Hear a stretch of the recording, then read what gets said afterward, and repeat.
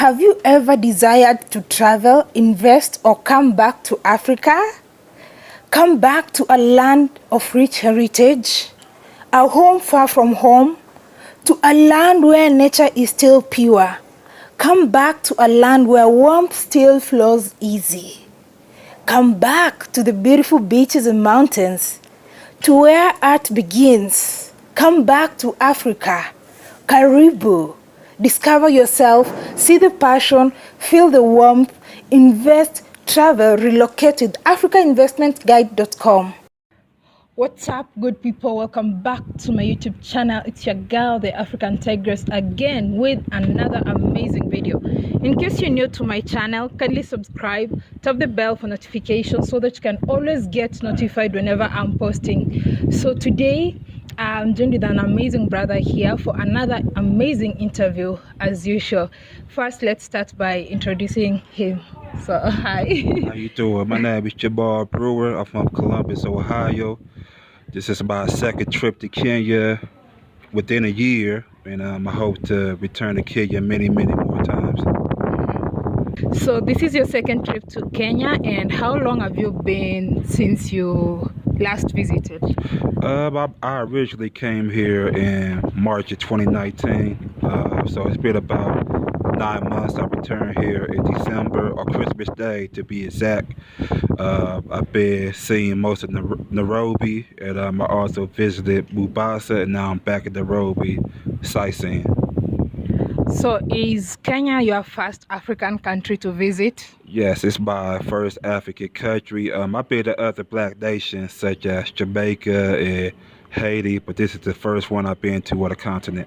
Oh, and you came back again. Yes. Why? What fascinated you and made you to come back again instead of maybe visiting other African countries? I've been to other countries as well that wasn't as heavily black populated, like Mexico and Costa Rica.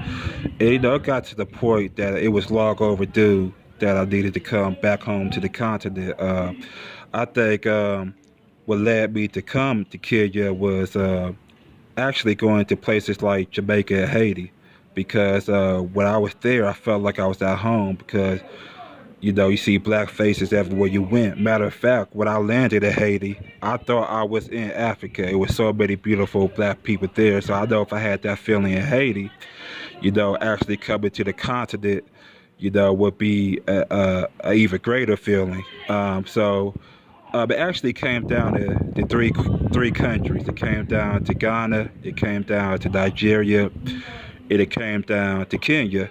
What helped me make the move to Kenya was Kenya Airways, direct flights here, and so when I saw that on the news back in, I believe it was September 2018, it just gave me an idea to be a little different.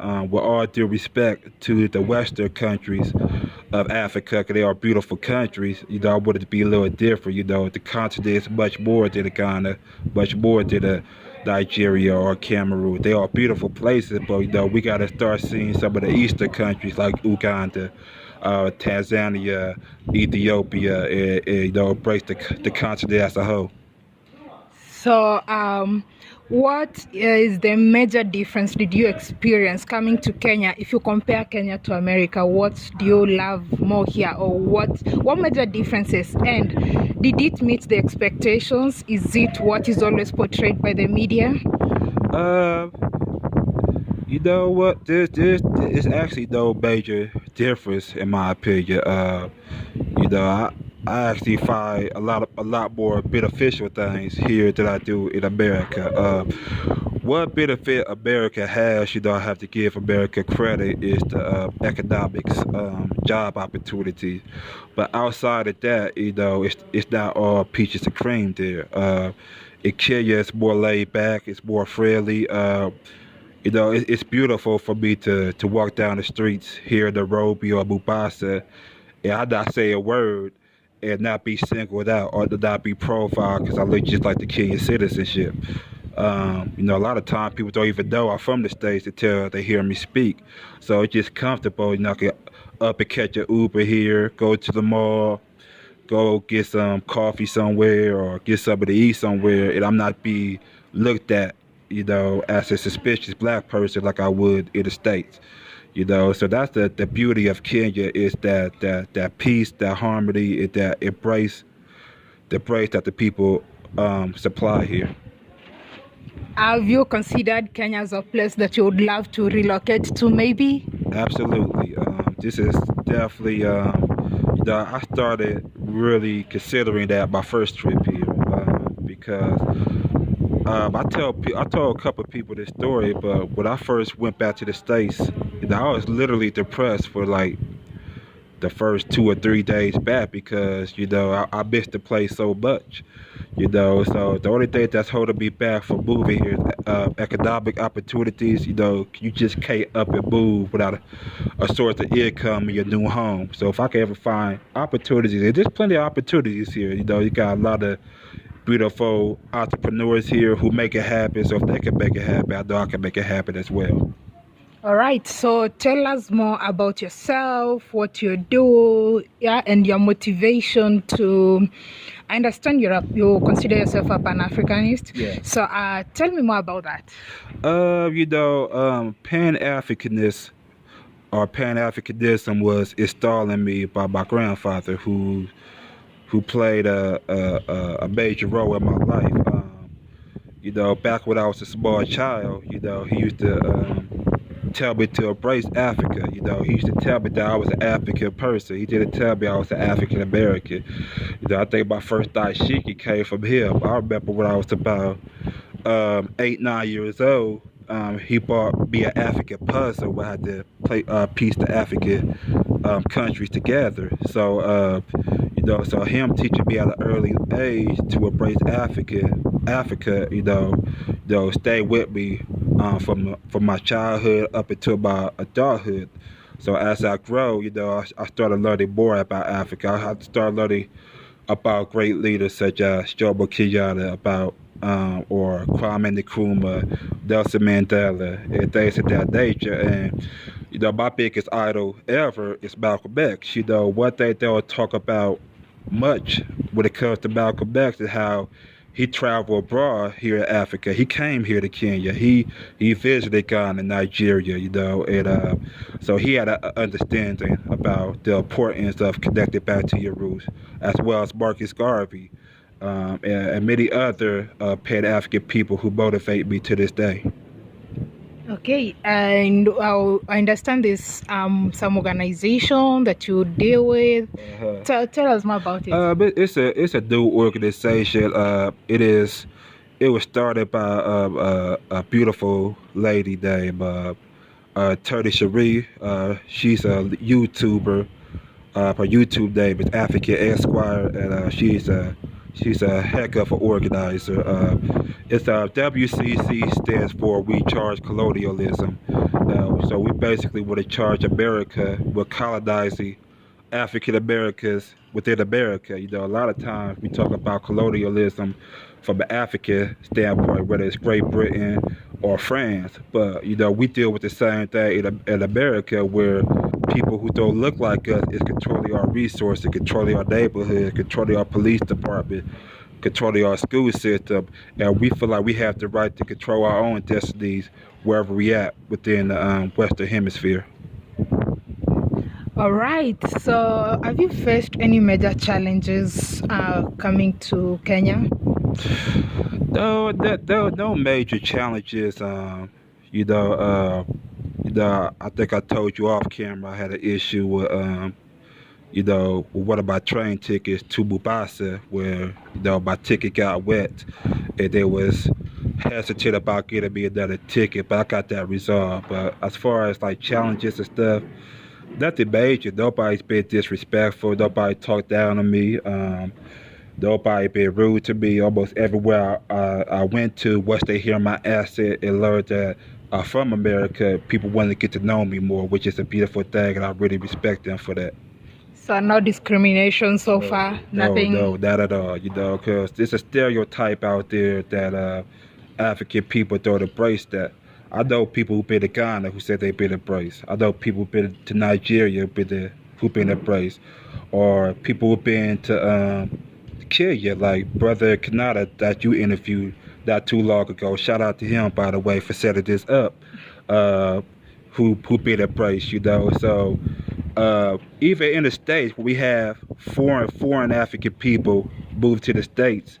They are so loved and warming. So this is a stigma out there that African people don't like that, and I think it's time to put that in the past because I think that's far from the truth. Yeah, I've always heard about that stigma. Oh, you guys sold us, you sold us, you don't love us. I'm so glad that you say you've not faced any form of discrimination so far. And I want to really know exactly from what does the media portray. I know this is your second time in Kenya. Does the media exactly portray Kenya in the West, like what in the American or in the Western media? What impression do they create about Kenya? I think it's the same perception that a lot of people, other African countries face with, the old past, hustle stuff. Matter of fact, there's a current event going on here in Kenya right now where I believe either 2 or 3 Americans was killed by the borders, by the Indian Ocean, I guess due to the Iran situation. Yeah. So the past 24 hours, I received about maybe 4 or 5 text messages asking if I'm okay. and I respect that. And I responded, not to put my mother on blast. I'm saying this out of love. But I told my mother when she texted me, she just being a mother. And I told her, I said, I still feel way more safer here than I do at home. I guess the media's blowing it up.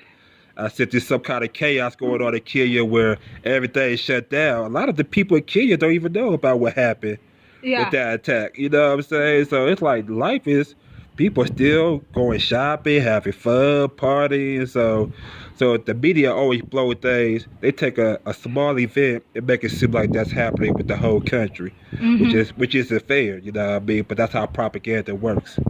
Or maybe they assume it's like Kenya is some tiny country somewhere, so anything that happens at this point, it happens everywhere. Like the effect is everywhere. The Indian Ocean about a good 8 hours away from Nairobi. It's nowhere close more to than 8 hours away. Yeah, so like about 500 and something kilometers it's no away. different than if you live in New York City and something happened in Chicago. Ain't nowhere near each other. That's about an 8-hour trip. So, if not longer, so a lot of people, they believe that, you always targeted when you go to a country outside of America. But I tell people all the time, if I could survive America, I could survive Africa, because I feel like there's no country more violent than America. Just look at the rates of the homicide going on in America. Just look at the records of incarceration in America. So instead of America condemning other countries, it's time to look in the mirror. Okay. And what advice would you give to those African Americans who want to visit Kenya for the first time? Okay, and one thing that people are always cautious about, they want to know like how much would it cost them to get a flight to Kenya, and how much, like for someone who wants to stay for a week, how much would they need? Well, my first trip, my round ticket from JFK, New York, was roughly $800. The second time around, I got greedy. They was going for, I think I booked my ticket back in October. They was going for about $750, $800 again, which was good because I came in on the holiday season. But I thought the prices would actually go down even more. So me being greedy, the prices went up. So I ended up paying $1,300 this time around. So a lot of times you just gotta, if you see a deal that's too good to be true, you gotta hop on it. So take it. Yeah, take it at that point. Take it at that point. The closer the travel date, the more expensive. So someone can get a return ticket for less than $800. You say? Yeah, $800, which is nothing because you gotta take into consideration it's a 14-hour flight.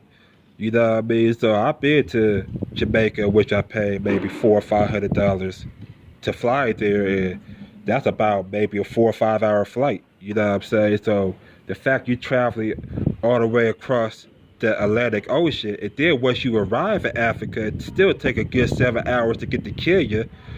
That's very fair in my opinion. So if you just make a couple of sacrifices, you can come here easily, and the cost of living is much cheaper here than in the States. You can stay at nice apartments here, which I have, for as low as $30 or $35 a day. 3 bedrooms, 2 bathrooms, a penthouse similar to this where we are the ceilings. So it doesn't really cost. Even the food is a lot cheaper. You can go out to a restaurant. I took my grandfather and my aunt out for Christmas dinner before I arrived because since I was going to be here for Christmas, I went out. I took them out for dinner a couple of days before Christmas, just to celebrate with them. We went to a restaurant. Between the three of us, I paid $96.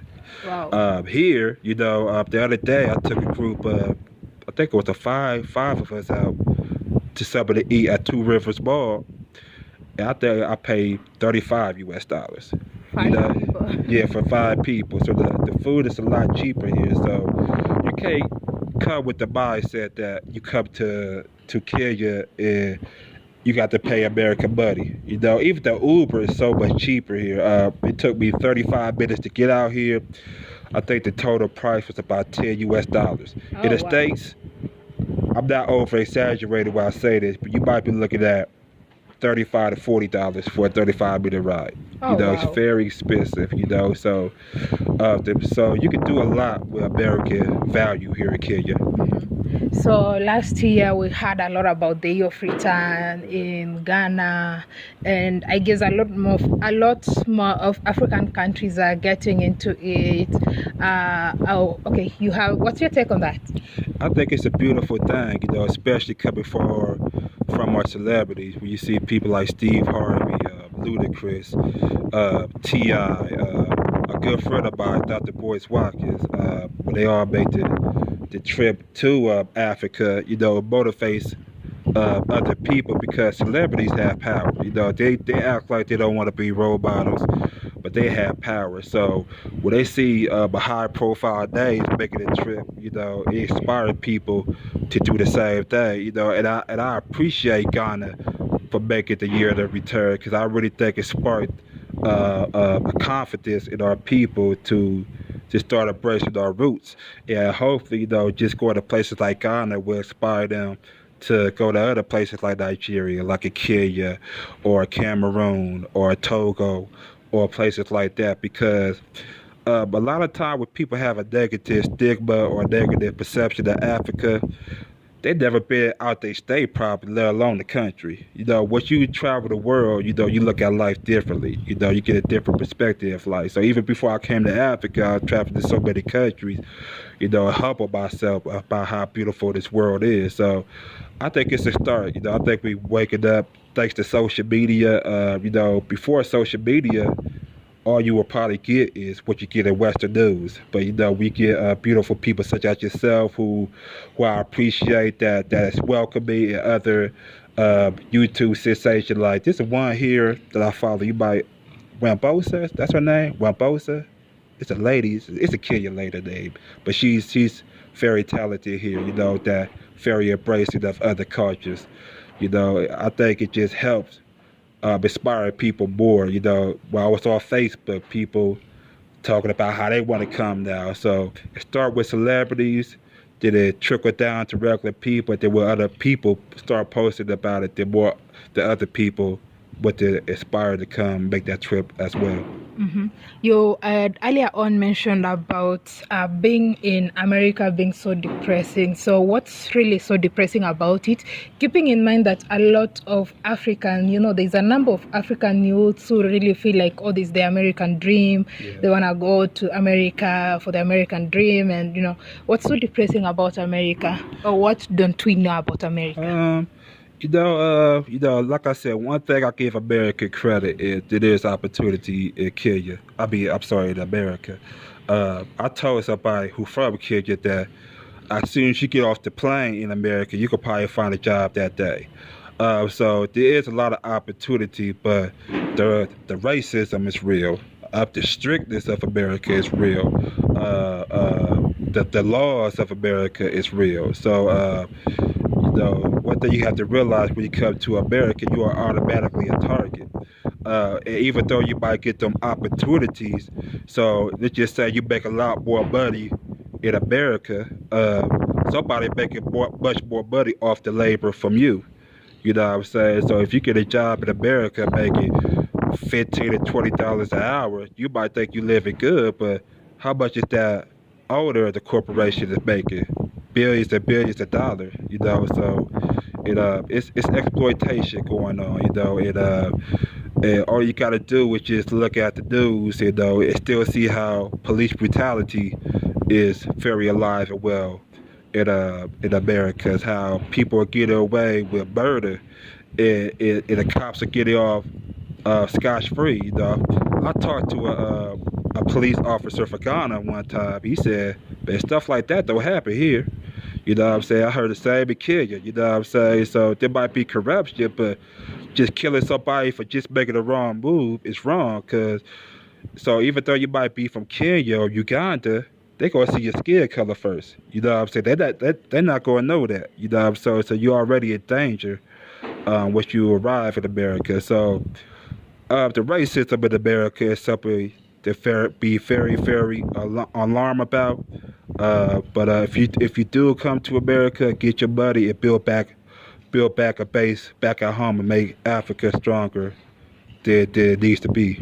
Yeah, that is work there, invest back home.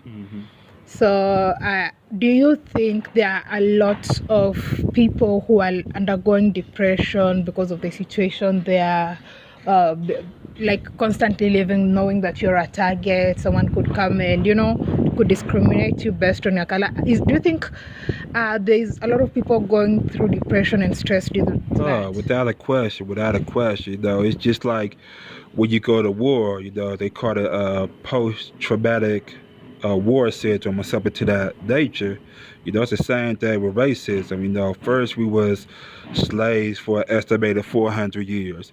Then we suffered from Jim Crow laws where we was denied rights as an American citizen for another 100 years. And then you fast forward to the 21st century, when Jim Crow is supposed to be in the past, you get people like Trayvon Martin killed. You get people like Mike Brown killed. You get people like Tamir Rice killed. It is stressful, because I've been put over by the cops numerous times. And sometimes I might have my wallet in the back of my pocket, and he gonna ask for your ID, and I feel very uncomfortable just reaching for my ID or my wallet. And I tell him I tell him real slowly, I'm reaching for my wallet, because so many times people was killed over a cell phone or a flashlight or a brush, And they excuse it as they feel threatened. So it's definitely a lot of stress and trauma. Oh, wow. So when you're trying to reach out for the wallet, for the ID, they think you're reaching out for a weapon, or they just want to kill you and assume you're reaching out for a weapon and use it for an excuse. That's scary. That's very scary. That's why I always try to tell people, Joe, keep your hand on the steering wheel. And honestly, if it's in your back pocket, you might just want to get out the car, because you don't want to take the chance of how it'd be different if they get charged. For a lot of times, so many of them get off the hook. It's like it's not teaching the other cops lessons. You know what I'm saying? That's why I think they feel more comfortable keep doing it. Wow, that's unacceptable. It's deep. I can imagine. I can't imagine. Like, okay, I've never had, for instance, in Kenya, I've never had a case whereby police stop person, and for whatever reason, the person, however, even if the person was a criminal or whatever, I've never heard of a case whereby the person was just shot. Like you pulled over and then you're shot. Because when they pull you, you're always reaching, want your driving license, you go for it on that side. So I can imagine trying to reach out for something, maybe. That's because I was telling somebody here just the other day, I feel so much safer in Kenya because of the lack of guns. You know what I'm saying? So if somebody would have robbed me, at least I got a fair fight. But in America, there's so much guns everywhere, owned by so many people. You know, not only you got to watch your back from the cops, you got to watch your back from just regular citizens. You know, what I mean, I see these people get killed with my own 2 eyes in America. You know what I'm saying? So it's just the gun violence is very real. You know, I was just reading an article just last night uh, that my city alone had 103 homicides, just my city. You know, so there's hundreds and hundreds of cities in America. So my city had over 100. We can only imagine how much the country had as a whole. So while America would have condemned other countries as being violent, it starts at home. You know, like I said, you got to clean your own house first. All right. So, any advice or any parting shot, like the last words, any advice for African Americans who are watching? First, I would like to thank you for the opportunity because you are doing fantastic things because, you know, you took the time to get to know me. You took the time to get to know Brother Kanada. And, you know, going through your channels, you have interviewed numerous people from the States, you know, so that just debunk the myth that there can't be no unity among us, you know. So I appreciate your work. As far as the people back in America goes, you know, just see Africa for yourself. Don't go by what other people say, because one thing I can honestly say, I never met a person in my life who ever been to Africa who said they didn't like it. Not a single person. You know what I'm saying? So if you come here, you don't like it, I give you the benefit of the doubt. At least you saw it with your own 2 eyes. But see it for yourself. And when you come over here, make sure you are humble. Don't come over here being arrogant. Don't come over here act like a white supremacist yourself by having enormous ego, by thinking you better than the native Africans. Blend in with the people. As I told you off camera, a lot of times what I hear, people can't tell from the States until I speak. A lot of times that's done on purpose. A lot of times I keep quiet because I don't want to stand out. I just want to just walk the streets, go to the bar, and feel like I'm part of the country. So that's what makes Kenya, Africa, a remarkable place.